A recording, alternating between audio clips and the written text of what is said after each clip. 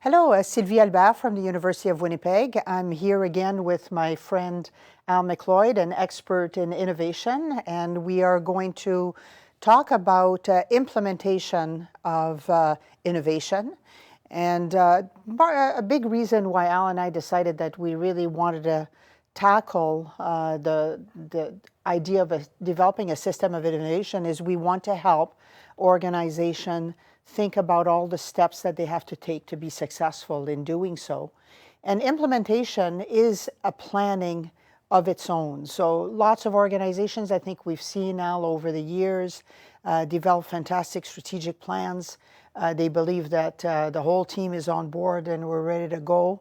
The plan goes on the shelf, and implementation is not really thought of as a separate planning process, and it's complex. There's lots of things to learn about, so we're going to talk about, from an innovation perspective, the types of things that we need to consider in planning. So welcome again, Al, and let's get going on some of the things we want to talk about today. Great. So one of the first things that we've talked about in previous videos is the idea of goal setting and choosing the types of innovation. We talked about ideation, how you actually come up with some of the ideas. And this is a great chart that provides perhaps some lines of around the types of innovation that a leader or leaders might consider in an organization. And we talked about the blue card concept, that really innovation needs strong leadership, leaders that say, you know, these are the kinds of innovations that we want to undertake, whether short-term or long-term, and sends it as a challenge to find ideas to solve some problems that are occurring in the organization. So right now, if you look at that list, you know, you could be looking at putting some focus on profit types of innovation, or changes in structures that might make your organization more efficient, processes, new products and services. That's the one that people think of when we think of innovation, but right, there is so much more that you can think about in terms of innovation. So that chart is great because it's a wish list, it's a shopping list, if you wish, of things that a leader might consider in sending as a challenge to the organizations in the types of areas where they would want to have ideas develop. Yeah. Now, this is one of my favorite models is the Doblin 10 types of innovation model. I like the way they've split the company up into 10 different components. It really allows you to think of it as building blocks. Mm-hmm. It's a different way of thinking of it than many people do, and it allows you to think, how could we make some of these pieces better or combine them? Right.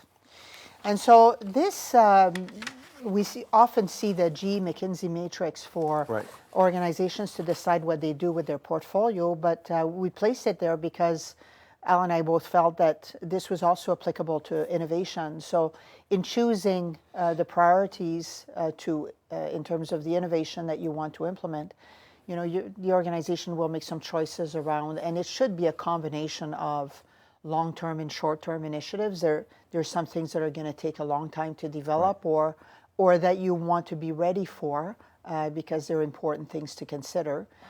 Some of those innovations might need to be transformational, and others that might be more incremental. And in fact, we suggested in previous videos that, you know, the wide majority would be incremental, and we would want to have some that are perhaps more transformational, particularly because we live in a volatile environment and need to think in terms of what could displace us, and be ready for it, right? You know, looking at our capabilities, so that might help us make a choice in terms of, you know, we may or may not have capabilities to undertake some innovation, and that might push in terms of prioritization where we spent our time and money, the level of risk, the ways that the types of directions that the market is undertaken. And so that portfolio matrix basically is applicable to innovation, because if it's highly attractive in terms of, you know, major directions, if we think of data as an example, everybody's interested in data right now. you have to also think in terms of your own capabilities, Right. and whether or not you're able to spend a lot of time and money into those kinds of innovations, or there's other options, right, Al? And you had some ideas on that. Yeah, and you can simply just kind of slap the word innovate on here, invest, grow, innovate. Just look for opportunities to innovate within those areas where there's an attractive industry and you have some strength.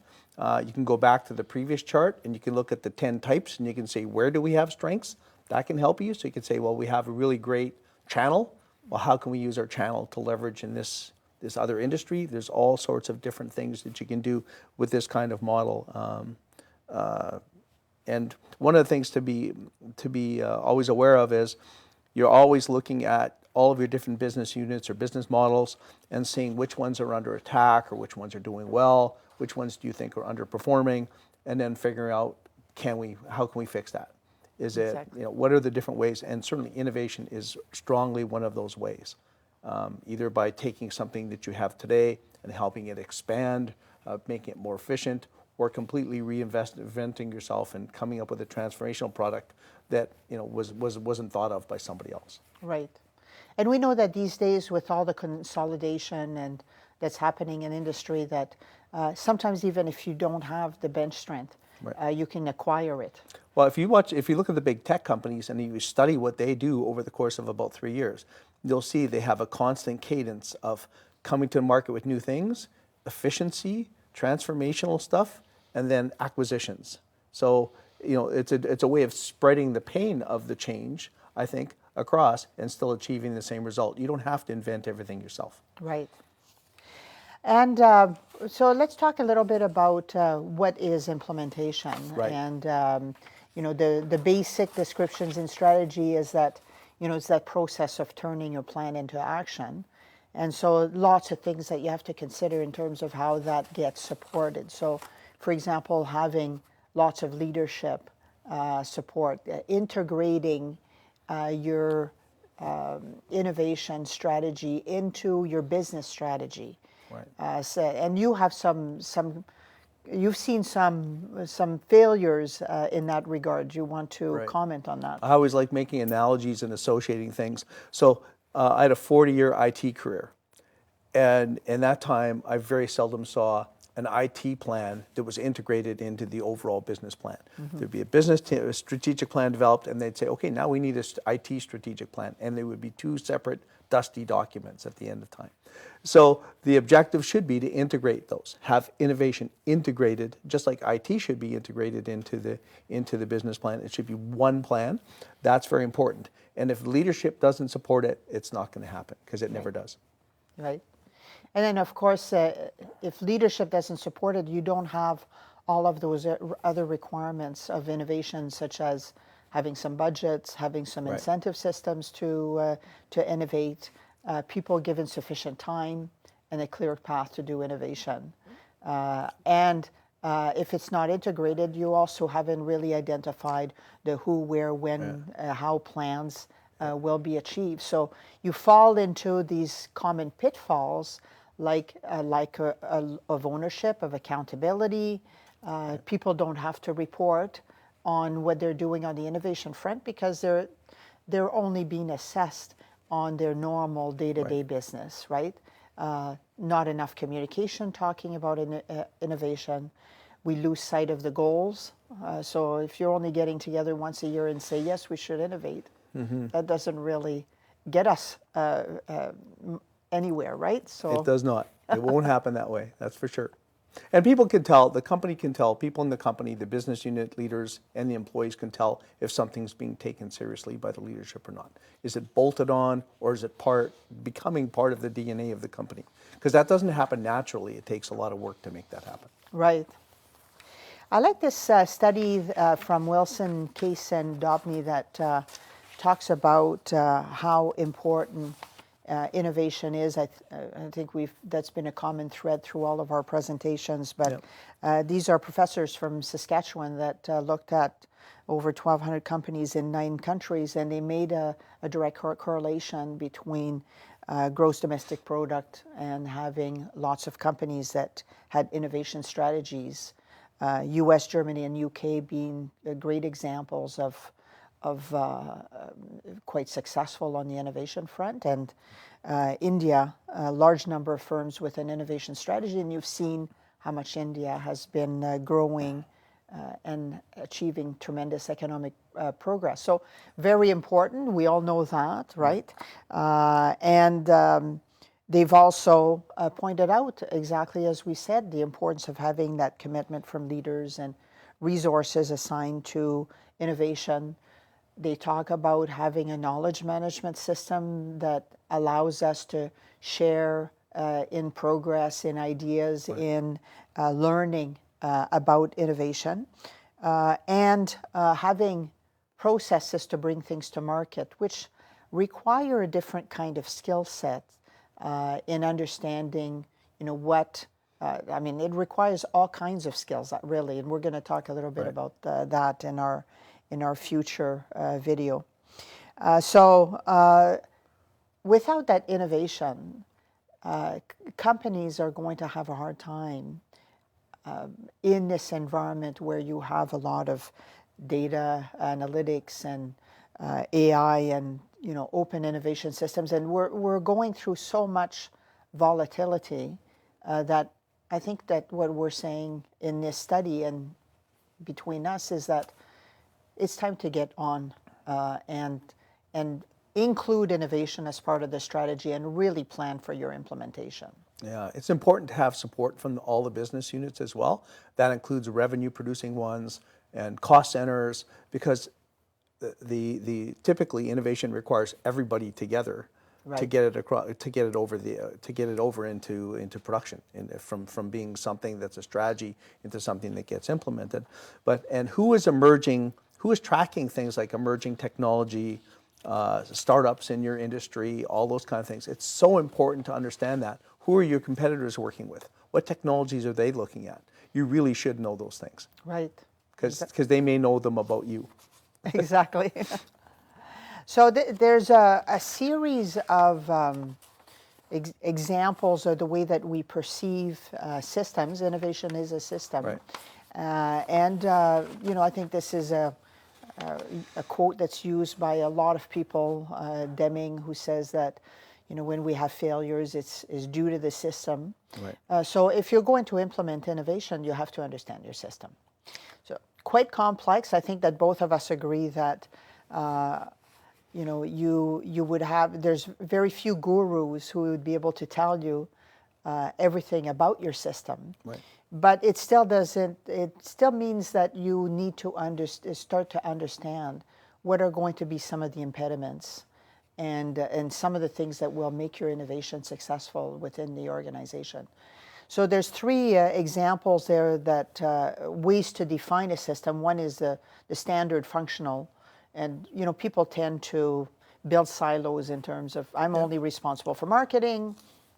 I'm going to just look at, if you look at innovation, I'm just going to look at innovation in marketing, and or I'm just going to worry about the bottom line for marketing, the typical types of things I report on. The other one that's there is the agile way to describe a system. So basically, how efficient are you in your people systems, in your collaborative systems, in your work systems, in your organizational structure, and so forth. So it's taking sort of the high-level view in terms of how these systems work, because they will affect whether or not innovation will be successful. And the bigger one on the right-hand side is, again, another way to look at systems in terms of, the types of tools and supports that are available, the history of the organization and how much trust people have in each other. Because all of those kinds of issues have an impact on implementing innovation. Right. Do you want to say anything about your experience in terms of how difficult is it going to be for businesses, organizations to really understand their systems and integrate them? It's, you need a good leadership team at the top, and then you need a good team responsible for innovation, because it is a team sport. It isn't something that the innovation team or innovation group does on its own. It does it with other people. It's an enabling organization, and so and it's a complex job. So it really needs, because it's dependent on all the different parts of the organization and it's a complex job, it requires a really strong system and processes within the system and tools and leadership within the team. Right. And that's not just for innovation. I think that some of the gurus on systems thinking would say that, it's not good enough to have a great part on a car. You have to understand how it integrates with all the other functions. Right. So regardless of whether you're launching innovation, understanding the systems is pretty critical to making sure that you're efficient and effective in what you do, right? Right. Yes. Okay, so this book is quite interesting, The Wiggly World of Organizations, and we, if we want to implement anything, we have to understand that regardless of what you may never understand the organization because it's very complex. Right. So there's no prescriptive in terms of this is the best way to do things. There's all kinds of things that happens between people, policies, compliance, all kinds of historical issues, that subcultures, all those kinds of things that could derail or help you. Right. So I like this book because it talks about the fact that we have to be willing to be quite flexible, and we will not have control over anything really. All we want to do is guide and encourage, right? Right. Typically businesses, business units control their own processes, and they control the processes of other people who expect services from them. And they've been brought up to not allow any deviation from that. They've also been brought up to not worry about what those people think about. What do you need in your system? All those kind of things start to fall apart when you need the kind of collaboration you need with innovation, because you really need to go fast, you need to move quickly, and by its very definition, innovation is change. Right. Because innovation includes the implementation. So, because if it's not implemented, then who cares? So by its very definition, so you need an organization that can, like this talks about, wanting to control our world and impose order to avoid chaos. The ultimate chaos to me is bankruptcy protection. That's chaos. Ever been through that? That is chaos. So staying away from that and keeping your systems, your processes and your business models running well is something you need. And just running the business as it is today is not enough for the future. So you need something like innovation. You need innovation in order to be able to change, and that requires change to a lot of those existing systems, or certainly flexibility within those systems. One of the ideas that I like is that you need some structure to avoid some chaos, because people Sure. understand structure, but at the same time, when we over-structure, which we have done in organizations, we've become so dependent on a lot of segmented skills all across. People don't tend to pay really attention to other ways of doing things. And innovation is about thinking about, are there better ways of doing things? Right. And you've given me an example earlier that you can have people that are working in different branches, and they're all doing things differently. Right. But once you start to bring them together and talk about why they're doing things differently, they can often devise systems that are much better and innovate, right? Right, exactly. And in the past, I've run projects where groups get together, and then you bring in other diverse people to get new ideas. And the first things you hear from them is, oh, we didn't know it was done differently in every branch. We didn't know you did it this way. And then what they start to do is work out, well, what is the best way though? How can we do this better? And if you can get then other people who aren't experts in those processes, but they're experts in other things, or they're a customer themselves. They can bring in new ideas that wouldn't have been thought of by that existing team, because they're always thinking of things, or often thinking of things from their own perspective versus a customer or someone else. Like, I've seen companies where the expense system is universally hated by everybody in the company.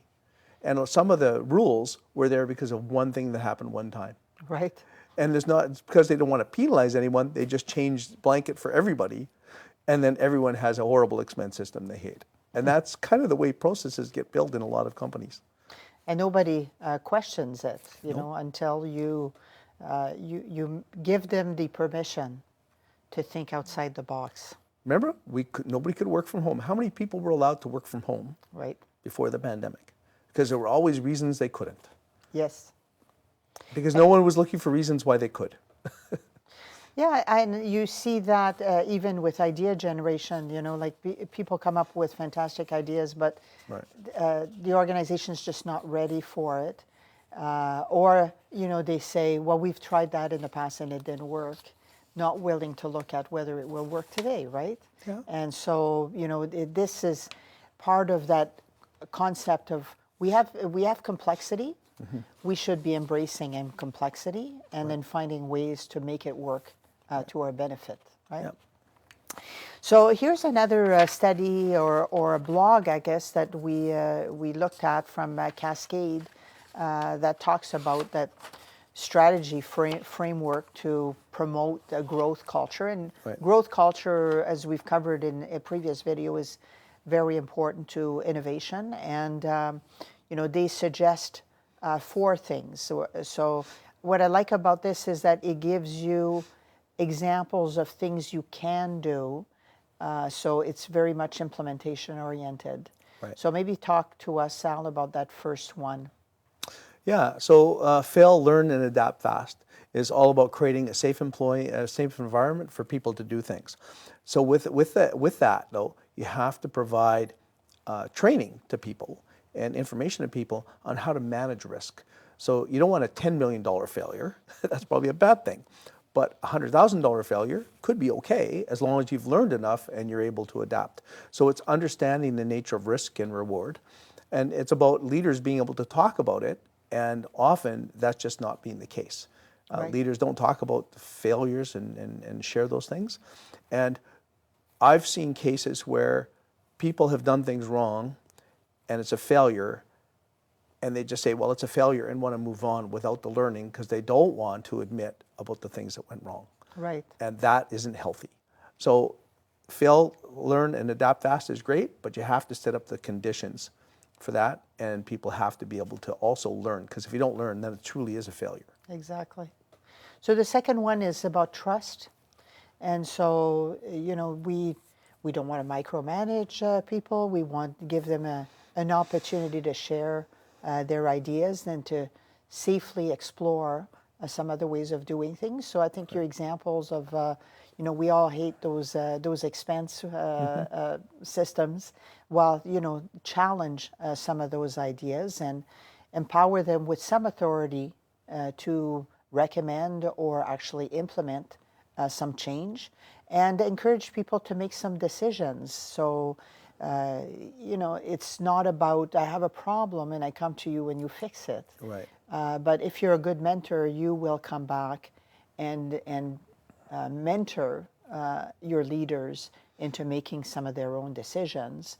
And as they become more comfortable, you're building that trust with that person and building the capability for the organizations to make some decisions and make some changes. Yeah. Yeah. So your turn on the third one. Yep. So build on your values. So when you have people that are doing the right things, and figure out how you can kind of model that behavior, show it to others, show the success of that behavior, especially if you find entrepreneurs who are prepared to take risks and doing those right things. Pair them up with people, use them as a mentor, move them around to different projects. I really believe in that. And then look for how you can instill the things you want out of people, and understand what the blockers are and the enablers to the culture you want, and then try to work on those things, right? So if you've got a lot of silo speak and people, how do you make how do you get groups to mix more? How do you get people to work together? How do you get the collaboration? But build on those things you want to have happen, and then how do you deal with the things when you see things that shouldn't be happening, so that you can control it. Right. And the fourth one there is about transparency. And so I think we talked about in a previous video about the importance of being honest with people. And Right. so if things aren't going the right way, you have to be willing to stand up and say it's not going the right way. And also sharing as much information and being transparent so people can make the right decisions and the right moves, and making people accountable. So if you know that there's going to be some reporting and monitoring and all those kinds of things, and there's certain targets that need to be met, so that has to be very clear. So 4 things that are important to fostering that growth culture, Yep. very important to innovation. So this is an older book by Lawrence Herbignac, who we placed in here because some of those concepts are quite relevant today in terms of making your innovation strategy work, and assuming that you've embedded your innovation strategy within your overall business strategy, Right. you have to think in terms of the impact first that it has on structure. So you need a governance system. You need to have teams that will work on projects. So if you're launching a corporate strategy with innovation, what are going to be the leadership and the governance issues that you have to contend with to carry through your innovation strategy. And then, of course, if you're launching a corporate innovation strategy, there's going to be impacts on the business units. Right. And it will have some resourcing, some structuring issues. So, how do you liberate people that are already 110% busy all the time? So you have to think in terms of how you ensure that people have that flexibility to join projects. Mm-hmm. And you had a good example on that. Would you like to share with us? Yeah, so in my experience, I really like a competency center model where you have people you have a practice that is a core part of that competency center. And the practice is responsible for pulling together groups to work on projects. But the ownership is with whatever the business unit is that is the one that is sponsoring the innovation. So you have a business sponsor there who is usually someone senior, maybe the budget holder for that organization. They appoint somebody who's going to be running the project, and that person is partnered up with an innovation coach from the center, who is an expert in facilitation and innovation methods and all that kind of stuff. And then they pull together a diverse team, but the objective is to try to maximize the effort of the team with the minimum impact on the business unit. Right. So you don't need people, let's say it's a 3-month project that you're going to do. Everybody's not seconded full-time for 3 months. You try to have a couple meetings a week, and then the innovation coach and people from the practice fill in between those times. So you have really structured hard work at the workshops, and then after that the innovation team takes it, and then you have the next workshop. And in that way you're trying to minimize the impact on the business units while getting the work done. Right. But what you don't want to do is not have people from the business units, because then they don't own it. Right. And then you will never get that back implemented into that business unit because they don't own it. And you don't have the experts. You don't want the experts in the innovation practice. You want them to be the innovation experts. And then what happens is, after, the people who are on the project now have some expertise. They've had training. They've had experience on projects. They can go back and they could run stuff within their own department if they want, and they become innovation champions. Right. That's typically what happens. So we're going to definitely go into more detail on the structuring Right. in our next video. Yes. But this is, I think, an important model in understanding that it really starts with the structure. Right. And then you can talk about things like incentives and policies and all those things that need to change to support the innovation strategy. But it's a stepped approach in terms of how you think of implementation. Right. So in the next couple of videos, we're going to deal with these levers that have an impact on the success of any strategy, and in our case on innovation. And so we'll deal with half of them in each of our videos. And these levers include things like leadership and staffing and incentivizing and communicating and monitoring and all those kinds of things. So we're going to go through one by one and talk about some techniques and some of the concepts that have been proposed by academia and some of your experience that you've had in dealing with some of those independent levers. Great. So, concluding remarks, Al. I guess the main things are to make sure that you're going to develop an achievable vision that's integrated into your overall strategy, and make sure the expectations of innovation are known, and those expectations are also known by the business units that are also engaged. And then evaluate the health of the current systems and the ability to grow and support innovation, like your culture, those kind of things. And then you're going to need some support if you need to change those things. And you can't change them quickly. You have to have a plan to change them. And so from a transformation perspective, you're looking at changing policies, reporting, incentives, job expectations. All those kind of things have to change, or at least be adjusted to support an innovation strategy as part of the company. And then finally, communication is super important. And that includes things like using social media or other mechanisms to make sure the people in the company understand what innovation is all about and what's happening in innovation and the success and failures of innovation. And what's going to be expected of them, how they're going to be involved, and those kinds of things. We're going to talk several times about communication because it's the single most important piece of an innovation strategy implementation. So thank you, Al. I think we're going to launch in our next video into more details about all of those implementation levers. Great. Thank Thanks. you. Thank you.